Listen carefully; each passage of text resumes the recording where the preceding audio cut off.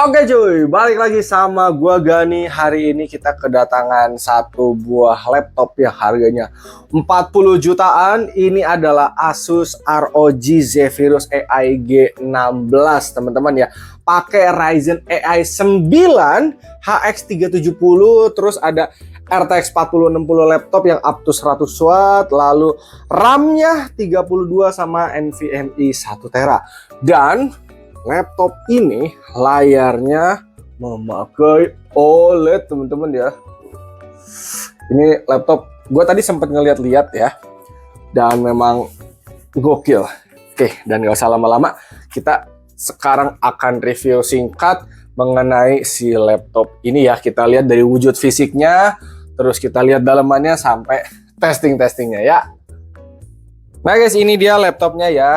Datang ke gua dengan chargernya atau adapternya ya, ini 200 watt ya tuh. Oke, ini laptop berarti sudah jalan-jalan ke berbagai tektuber nih, dan sekarang jatahnya ke saya. Kita akan lihat ya, desainnya cakep banget teman-teman ya. Ini harusnya ada lampunya ya, cuma gue belum lihat nih. Tadi gue baru buka sedikit terus nutup lagi guys ya. Oke, ada logo ROG sejak 2006. Oke, ini Zephyrus di belakang sini.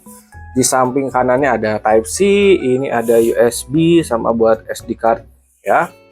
Oke, samping sininya lagi, ini ada port DC in buat charger, teman-teman.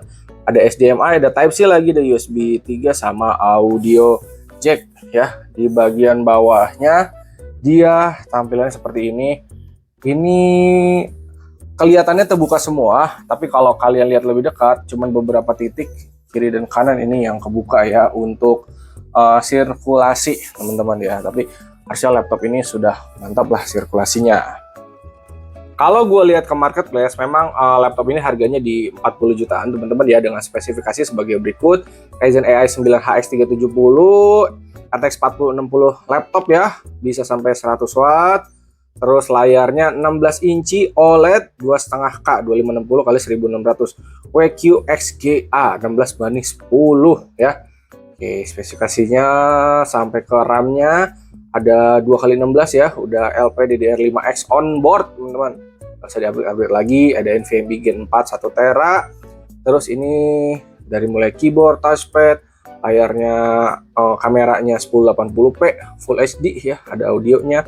Ada Wi-Fi 7 di sini, baterainya 90 Wh dan kawan-kawannya teman-teman ya. Oke, di sini sih udah dapat Office, Home, and Student ya. Ini standar pembelian laptop pada umumnya teman-teman. Kita akan nyalain guys ya, tapi ini buat colokin si chargernya dulu ya, karena laptop-laptop kayak gini pasti udah punya fitur auto cut off, yang dimana kalau misalkan ngecas baterainya sampai 100 atau dibikin jadi 80, dia akan mentok segitu, sisanya langsung ke komponen. Jadi kalau gue pribadi, laptop itu makanya selalu sambil dicas teman-teman, apalagi kayak udah masuk kategori laptop gaming gitu teman-teman, karena ya biar performanya lebih maksimal kalau misalkan dicas gitu, dan nggak takut juga sama baterai bocor. Pokoknya selama gue ketemu colokan listrik ya gue akan cas lah. Oke, kita buka ya, bisa satu jari bisa guys ya. Oke, untuk engselnya ini enak teman-teman ya. Oke, tapi dia nggak bisa sampai mentok ke belakang banget, dia mentoknya segini aja. Cuman ini nggak masalah teman-teman. Oke, di belakangnya ini ada indikator ya. Kalau lagi ngecas ada lampu warna merah. Oke, kita buka ya. Dan untuk layar OLED ini cakep banget teman-teman, sumpah.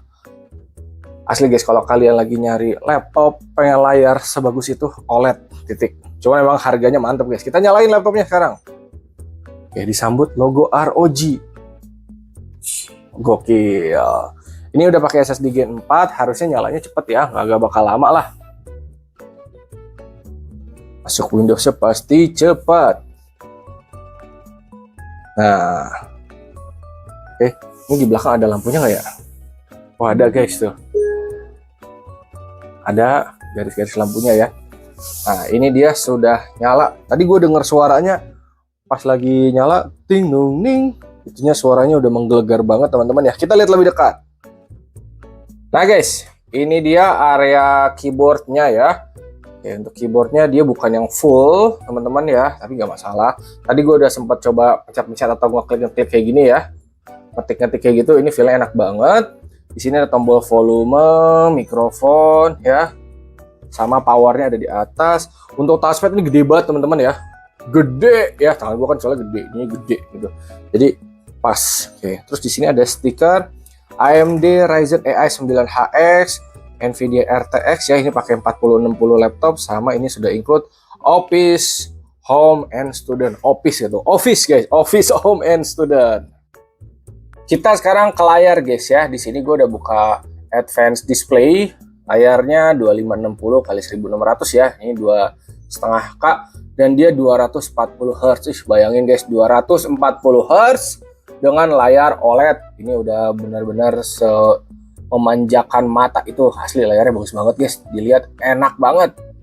Sekarang kita buka aplikasi check and recheck teman-teman ya. Di sini udah kebaca Ryzen AI 9HX 370 teman-teman ya, dengan spesifikasi sebagai berikut.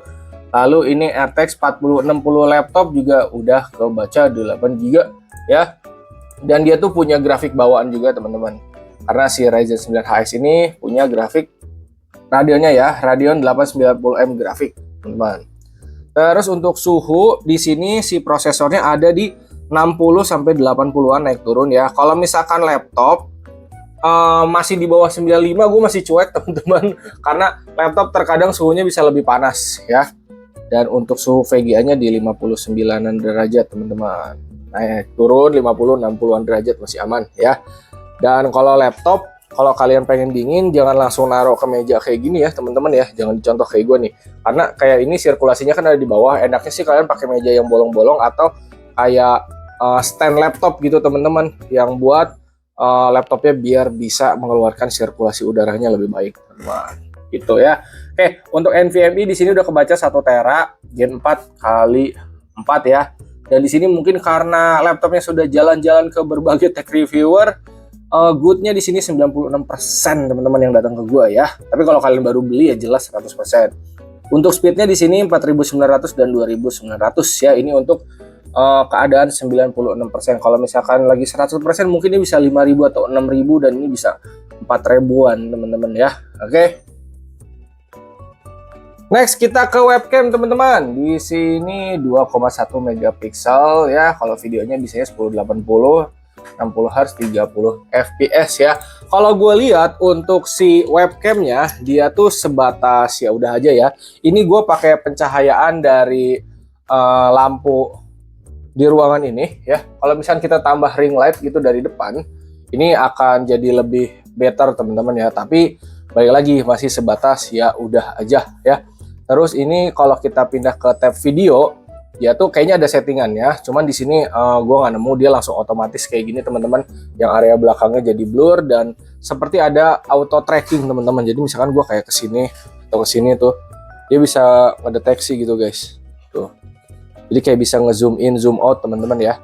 Jadi buat kamera misalkan kalau mau dipakai buat kayak webinar, Zoom meeting, ini masih cakep-cakep aja asal pencahayaannya itu cukup gitu. Karena kalau misalkan pakai cahaya ruangan, dia benar-benar sebatas ya udah aja gitu. Cahaya bisa menambah agar tampilan dari webcamnya lebih better ya, lebih baik gitu ya. Intinya udah cukup lah untuk webcamnya, cakep. Kita sekarang buka YouTube teman-teman ya, untuk ngecek layarnya juga ya. Seperti biasa kita play dari video 4K Costa Rica teman-teman ya. Ini cakepnya, asli guys, cakep banget guys. OLED mah nggak usah diraguin lah ya. Jadi mata kalian akan sangat dimanja sekali dengan layarnya. Kalau kalian pengen nyari laptop gitu, pengen enak lah buat nonton kek, buat edit-edit kek, foto video dengan warna yang benar-benar maksimal, paling bener di OLED teman-teman ya. Ini secakep itu guys.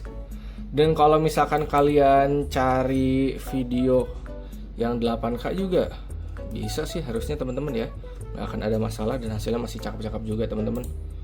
Coba kita play. Nih, kita mentokin di sini settingannya di 8K ya. Tuh, ini di 8K ya. Dan hasilnya emang sebagus itu guys, tidak ada keluhan. Sekinclong itu teman-teman. Nggak bisa banyak berkata kalau untuk layarnya mah ya, ini udah secakep itu pokoknya.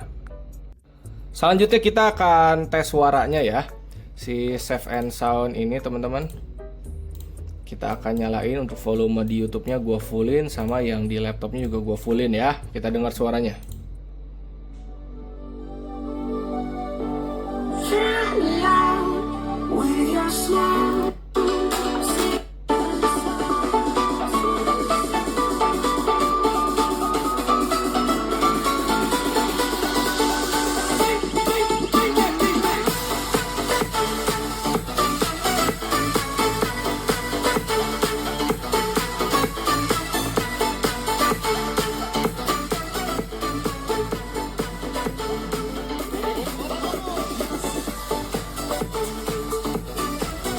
Oke teman-teman, ini untuk suara jelasnya sebagus itu.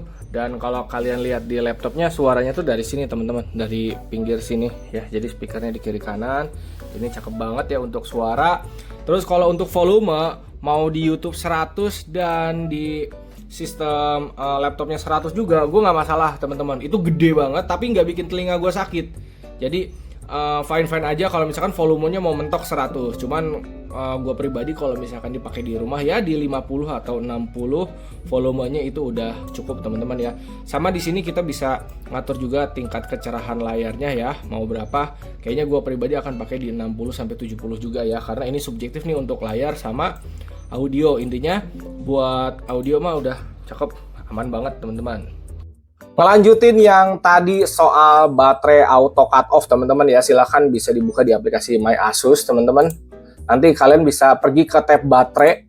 Nah, akan ada fitur namanya baterai care atau battery care ya. Nah, di sini. Oke, kita bisa klik. Nah, kalian itu bisa pilih nih di sini ya. Mau modenya gimana? Jadi kalau misalkan baterai care modenya kalian on, baterainya ini dia tidak akan nyampe 100% teman-teman. Tapi dia mentok di 80. Nih gua akan lihatkan lebih dekat ya. Oke. Nah, dia mentok di 80%. Jadi setelah 80% dia nggak akan jadi 81, 82. Tapi listriknya dari charger akan langsung masuk ke komponen. Ini bisa membuat umur baterai jadi lebih panjang teman-teman.